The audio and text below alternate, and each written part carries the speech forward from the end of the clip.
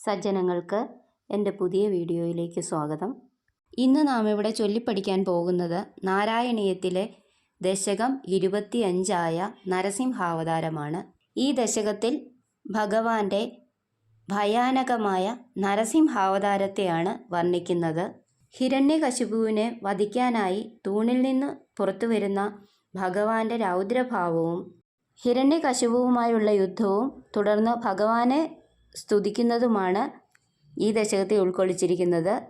ഭക്തവത്സലനായ ഭഗവാൻ സർവ്വരോഗങ്ങളിൽ നിന്നും രക്ഷിക്കണേ എന്ന പ്രാർത്ഥനയോടെയാണ് ഈ ദശകം അവസാനിപ്പിച്ചിരിക്കുന്നത്.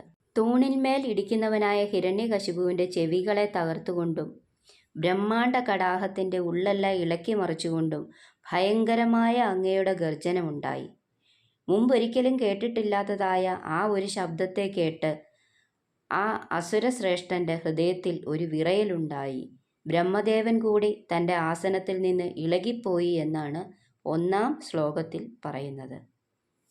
അല്ലയോ ഭഗവാനെ, ഏറ്റവും വലിയ സംരംഭത്തോടു കൂടിയ ആ അസുരൻ എല്ലാ ഭാഗങ്ങളിലും നോക്കിക്കൊണ്ടിരിക്കവേ മൃഗരൂപമോ മനുഷ്യസ്വരൂപമോ അല്ലാത്തതായ അങ്ങയുടെ ശരീരത്തെ തൂണിൽ നിന്ന് പുറത്തു വന്നിരിക്കുന്നതായി കണ്ടിട്ട് ഭയപ്പെടുന്നതും ആശ്ചര്യകരവുമായ ഇതെന്താണ് എന്നിങ്ങനെ അസുരൻ ഭയപ്പെട്ട് മനസ്സോടുകൂടെ ഇരിക്കുമ്പോൾ ഗർജിക്കുന്നതും വെളുത്ത ഉഗ്രമായ സ്കന്ധരോമങ്ങളെ കൊണ്ട് വിടർന്നതുമായ ശരീരത്തോടു കൂടിയവനായിട്ട് ഭഗവാൻ വളർന്നു വന്നു. ഉരുക്കിയ തങ്കത്തിൻ്റെ നിറമുള്ള മിഴിക്കുന്ന ഉരുണ്ട ഭയങ്കരമായ കണ്ണുകളോടും കഴുത്തിലെ സടയുടെ ചലനം കൊണ്ട് മറയ്ക്കപ്പെട്ട വസ്ത്രശോഭയോടും തുറന്ന വിശാലമായ വലിയ ഗുഹയോട് കിടനിൽക്കുന്ന മുഖത്തോടു കൂടിയതും വാളെന്നതുപോലെ ഭയങ്കരവും ചലിച്ചുകൊണ്ടിരിക്കുന്നതുമായ വലിയ നാവ് പുറത്തേക്ക് നീട്ടിയിരിക്കൊണ്ട് കാണപ്പെടുന്ന 2 ദംഷ്ട്രങ്ങളെ കൊണ്ടും ഭയാനകമായ അങ്ങയുടെ ഈ ദിവ്യരൂപം ജയിച്ച് അരുളട്ടെ.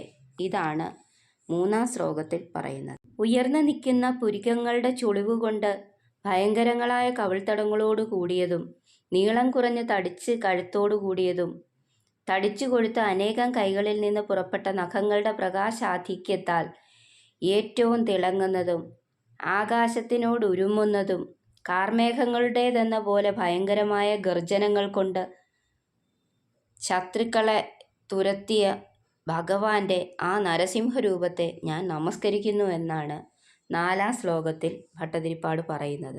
ഇത് തീർച്ചയായും മഹാവിഷ്ണു തന്നെയാണ്, ഇവനെ ഞാൻ കൊല്ലുന്നുണ്ട് എന്നിങ്ങനെ പറഞ്ഞുകൊണ്ട് ഗദ ചുഴറ്റിക്കൊണ്ട് ഭയങ്കരനായി നേരിട്ട് പാഞ്ഞു വരുന്നവനായ ഈ ഹിരണ്യകശിപുവിനെ തടിച്ചു കൊഴുത്തിരിക്കുന്ന 2 കൈകൾ കൊണ്ട് ഭഗവാൻ പിടിച്ചു നിർത്തി. വീരനായി അവൻ പിടിയിൽ നിന്ന് വിടുവിച്ചു ചാടി. പിന്നീട് വാളും പരിചയം എടുത്തുകൊണ്ടും വിചിത്രങ്ങളായ അഭ്യാസങ്ങളെ കാണിച്ചുകൊണ്ടും വീണ്ടും ലോകത്തെ മുഴുവൻ ഒന്നായി വിഴുങ്ങുവാനൊരുങ്ങിയിരിക്കുന്ന ഭഗവാന്റെ നേർക്ക് ചാടി വീണു. ആശ്ചര്യമെന്നല്ലാതെ എന്തു പറയാൻ. ഇതാണ് ശ്ലോകം 5-ൽ പറഞ്ഞിരിക്കുന്നത്.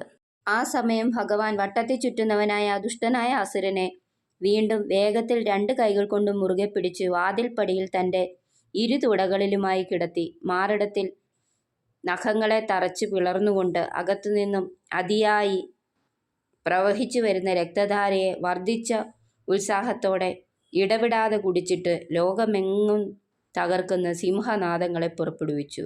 ഇതാണ് 6-ാം ദശകത്തിൻ്റെ അർത്ഥം. രക്തപ്രവാഹം കൊണ്ട് നനയ്ക്കപ്പെട്ട ഭീകരമായ ശരീരത്തോടു കൂടിയ ഭഗവാൻ കൊല്ലപ്പെട്ട അവനെ വിട്ട് വേഗത്തിൽ ചാടി വീണ് എല്ലാ അസുരഗണങ്ങളെയും തിന്നു തുടങ്ങിയപ്പോൾ ചരാചരാത്മകമായ പ്രപഞ്ചമോ മുഴുവൻ വട്ടം ചുറ്റുന്ന ഭൂമിയോടും ഇളകിമറിയുന്ന സമുദ്രങ്ങളോടും കുലുങ്ങിക്കൊണ്ടിരിക്കുന്ന മലകളോടും സ്ഥാനച്യുതി സംഭവിച്ച നക്ഷത്രങ്ങളോടും കൂടി ദുഃഖാവസ്ഥയെ പ്രാപിച്ചുപോയി. ഇതാണ് 7-ാം ശ്ലോകത്തിൻ്റെ അർത്ഥം. ആ സമയം സഭാമധ്യത്തിലിരിക്കുന്നവനും മാംസം, രക്തം മുതലായവയിൽ ഭയങ്കരമായ ശരീരത്തോടു കൂടിയവനും കുടൽമാലയണിഞ്ഞ് ഘോരരൂപത്തോടെയും അത്യുഗ്രമായ കോപത്തോടു കൂടിയും ഇരിക്കുന്നവനും തടുപ്പാൻ കഴിയാത്തതും ഗംഭീരമായ സിംഹനാദം പുറപ്പെടുവിച്ചു കൊണ്ടിരിക്കുന്നവനുമായ ഭഗവാനെ സമീപിക്കുന്നതിന് ലോകത്തിൽ ആരും തന്നെ ശക്തനായില്ല. രുദ്രൻ, ബ്രഹ്മാവ്, ദേവേന്ദ്രൻ തുടങ്ങിയ ദേവന്മാരെല്ലാം ധൈര്യമില്ലാത്തവരായി ദൂരെ നിന്നുകൊണ്ട് വെവ്വേറെ സ്തുതിച്ചു. ഇതാണ് 8-ാം ശ്ലോകത്തിൻ്റെ അർത്ഥം. എന്നിട്ടും ഭഗവാൻ ക്ഷമിക്കാത്ത കോപത്തോടു കൂടി ഇരിക്കുന്നവനായിരിക്കുന്നത് കണ്ടിട്ട് ബ്രഹ്മദേവന്റെ നിയോഗത്താൽ ബാലനായ പ്രഹ്ലാദൻ ഭയമൊട്ടും കൂടാതെ കാൽക്കൽ വീണ് നമസ്കരിച്ചപ്പോൾ ഭഗവാൻ ശാന്തനായി കാരുണ്യം കൊണ്ട് ആർജിതനായിട്ട് പ്രഹ്ലാദന്റെ നെറുകിൽ തൃക്കൈ വെച്ച് അനന്തര സ്തോത്രങ്ങളെ കൊണ്ട് ഗാനം ചെയ്യുന്നവനായ അവന് യാതൊന്നും ആഗ്രഹിക്കാത്തവനാണെങ്കിലും വരത്തെയും ലോകത്തിന് അനുഗ്രഹത്തെയും നൽകി.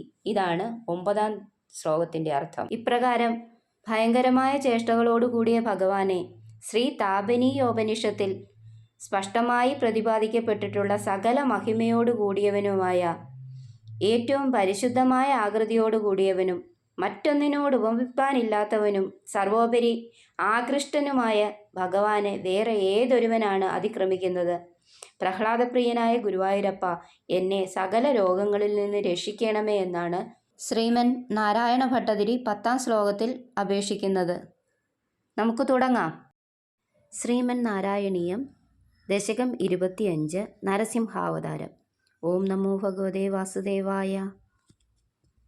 സ്തംഭേ ഘട്ടയതോ ഹിരണ്യകശിപോ കർണോ സമാചൂർണയൻ ആഘൂർണജ്ജഗദണ്ഡകുണ്ടകുഹരോ ഘോരസ്തവ ഭൂദ്രവ ശ്രുത്വായം കില ദൈത്യരാജഹൃദേ പൂർവം കഥാപ്യശ്രുതം കമ്പകച്ചന സംഭപാദചലിതോ വ്യംഭോജഭൂർവിഷ്ടരാത് ദൈത്യേദിഷു വിസൃഷ്ട ചക്ഷുഷി മഹാസംരംഭിണി സ്തംഭദാ സംഭൂതം ന മൃഗാത്മകം ന മനുജാകാരം വപുസ്തേ വിഭോ കിം കിം ഭീഷണമേതദത്ഭുതമിതി വ്യുത്ഭ്രാന്തചിത്തേ സുരേ വിസ്ഫൂർജധവളോഗ്രരോമ വികസത് വർഷ്മാ സമാജൃംഭദാ ദൈത്യേദിഷു വിസൃഷ്ട ചക്ഷുഷി മഹാസംരംഭിണി സ്തംഭദാ സംഭൂതം ന മൃഗാത്മകം ന മനുജാകാരം വപുസ്തേ വിഭോ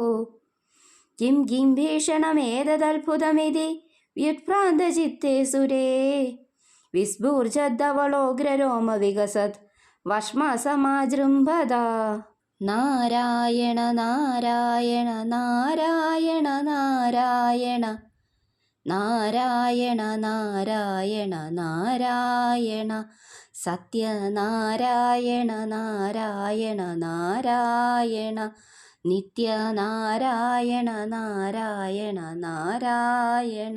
ഉഗ്രം വീര്യം മഹാവിഷ്ണു ജ്വലന്തം സർവതോമുഖം നൃസിംഹം ഭീഷണം ഭദ്രം മൃത്യും മൃത്യും നമാമ്യഹം. നമസ്തേ നമസ്തേ നരസിംഹമൂർത്തേ നമസ്തേ നമസ്തേ നരസിംഹമൂർത്തേ. സപ്തസ്വർണ്ണ സവർണ ഘൂർണതതിരൂഷാശം സടാകേസരാ പ്രോത്കമ്പ പ്രനികുംബിതാംബരമഹോ ജീയാത്തവേദം വപു വ്യാപ്ത മഹാദരീ സഖമുഖം ഖഡ്ഗ്രോഗ്രവൽഗൻ മഹാ ജിഹ്വാ നിർഗമദൃശ്യമാനസുമഹാ ദംശ്രായുഗോടാമരം ഉത്സർപ്പത് വലിഭംഗഭീഷണഹനു ഹ്രസ്വസ്തവീയസ്തരാ ഗ്രീവം പീവരദോഷദോദ്ഗതനഖ ക്രൂരാംശുദൂരോൽബണം വ്യോമോലംഘി ഘനാഘനോപമഘന പ്രധ്വാന നിർദാവിതാ സ്പർദ്ധാലുപ്രകരം നമാമി ഭവതാ തത്നാരസിംഹം വപു. നൂനം വിഷ്ണുർ അയം നിഹമ്യമുമിതി ഭ്രാമ്യദ്ഗദാഭീഷണം ദൈത്യേന്ദ്രം സമുപാദ്രവന്തമധൃതാ ദോർഭ്യാം മൃദുഭ്യാമമും വീരോ നിർഗളിതോദഖഡ്ഗഫലകോ ഗൃഹ്ണൻ വിചിത്രശ്രമാൻ വ്യാവൃണ്വൻ പുനരാപപാദഭുവന ഗ്രാസ്യോദ്യതം ത്വാമഹോ ഭ്രാമ്യന്തം ദിദിജാധമം പുനരപി പ്രോദ്ഗൃഹ്യദോർഭ്യാം ജവാത് ദ്വാരേ ദോരയുഗേ നിപാത്യ നഖരാൻ വ്യുത്ഖായ വശോ ഭുവി നിർബിന്ദൻ അതിഗർഭനിർഭരകളത് രക്താംബുബദ്ധോത്സവം പായം പായമുദൈര്യയോ ബഹുജഗത് സംഹാരി സിംഹാരവാൻ ത്യക്ത്വാ ത്വം ഹതമാശു രക്തലഹരി സിക്തോന്നമദ്വർഷ്മണി പ്രത്യുൽപത്യ സമസ്തദൈത്യപടലി ചാഖ്യാദ്യമാനേ ത്വയി ഭ്രാമ്യദ്ഭൂമി വികമ്പിതാംബുദികുലം വ്യാലോലശൈലോത്കരം പ്രോത്സർപ്പത്ഖജരം ചരാചരമഹോ ദുസ്താമവസ്ഥാം ദദൗ താവന്മാംസവപാകരാളവപുഷം ഘോരാന്ത്രമാലാധരം ത്വാമധ്യേ സപമിദ്ധരോഷമുഷിതം ദുർവാരഗുർവാരവം അഭ്യേതും ന ശശാക കോപി ഭുവനെ ദൂരെ സ്ഥിതാ ഭീരവാ സർവേ ശർവവിരിഞ്ചവാസവമുഖ പ്രത്യേകമസ്തോഷത ഭൂയോപ്യശതരോഷധാംനി ഭവതി ബ്രഹ്മാജ്ഞയാ ബാലകേ പ്രഹ്ലാദേ പദയോ നമത്യപഭേ കാരുണ്യഭാരാകുലാ ശാന്തസ്ത്വം കരമസ്നി മൂർധ്നി സമദാ സ്തോത്രൈരധോദ്ഗായതാ തസ്യ കാമധിയോഭിതേ നിധവരം ലോകായ ചാനുഗ്രഹം ഏവം നാഡിതരൗദ്രചേഷ്ടിത വിഭോ ശ്രീതാപനീയാഭിധാ ശ്രുത്യന്തസ്ഫുടഗീത സർവമഹിമൻ അത്യന്തശുദ്ധാകൃതേ തത്താദൃങ് നിഖിലോത്തരം പുനരഹോ കസ്ത്വാം പരോ ലംഘയേത് പ്രഹ്ലാദപ്രിയ ഹേ മരുത്പുരപദേ സർവാമയാത് പാഹി മാം പ്രഹ്ലാദപ്രിയ ഹേ മരുത്പുരപദേ സർവാമയാത് പാഹി മാം പ്രഹ്ലാദപ്രിയ ഹേ മരുത്പുരപദേ സർവാമയാത് പാഹി മാം. ശ്രീ ഹരിയേ നമ. ശ്രീ ഗുരുവായൂരപ്പ ശരണം. വീഡിയോ ഇഷ്ടമായ ലൈക്ക് ചെയ്യാൻ മറക്കരുതേ. അടുത്ത വീഡിയോ ഉടനെ തന്നെ അപ്ലോഡ് ചെയ്യുന്നതായിരിക്കും. പെട്ടെന്ന് കിട്ടാൻ സബ്സ്ക്രൈബ് ചെയ്യാനും മറക്കരുത്.